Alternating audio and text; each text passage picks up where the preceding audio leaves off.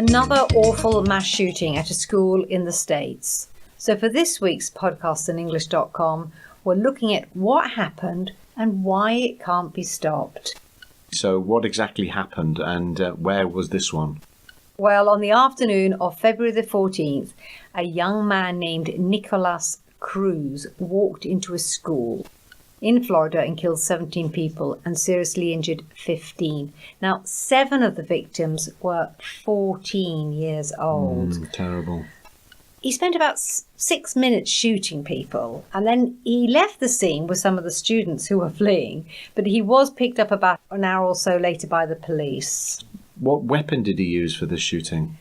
He took into the school with him a type of semi-automatic rifle and multiple magazines. So how did he get into the school with that then? How old was he? He bought the gun a year ago. He bought it legally when he was 18 from a local gun store. And he used to be a student at that school, didn't he? He did, yes.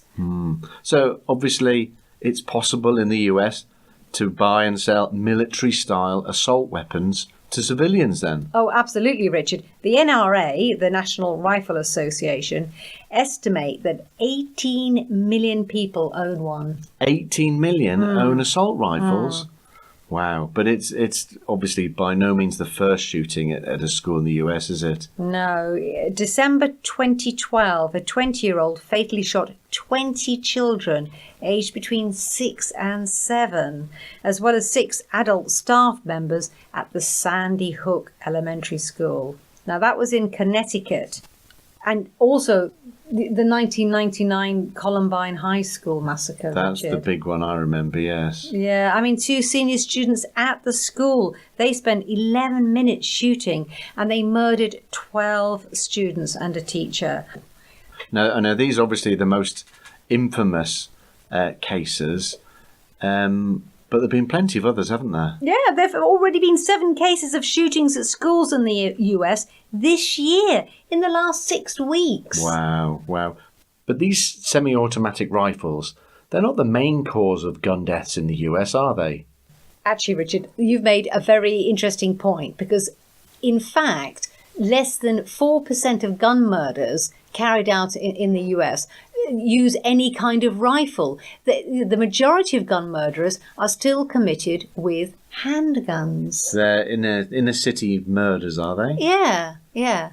One of the things that always happens after these mass shootings is the renewed debate for gun control in the US. Oh, yes, and I've seen the latest ones. Lots of kids actually wanting more gun control and protesting, etc., etc. This seems to happen all the time, but nothing's done. The Las Vegas shooting, where the gunman killed 58 people, he also used semi-automatic rifles, right?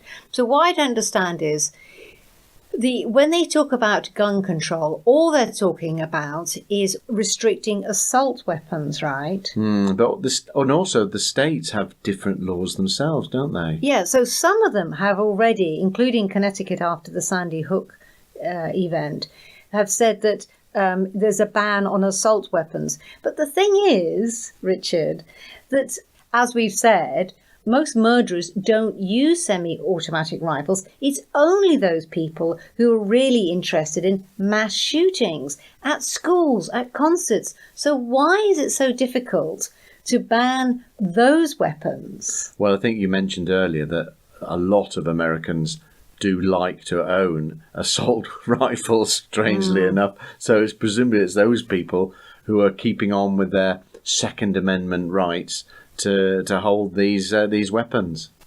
Yeah, it is unconstitutional to completely ban Americans from keeping handguns in their home for self-defense. But why you can't ban semi-automatic rifles, I don't know.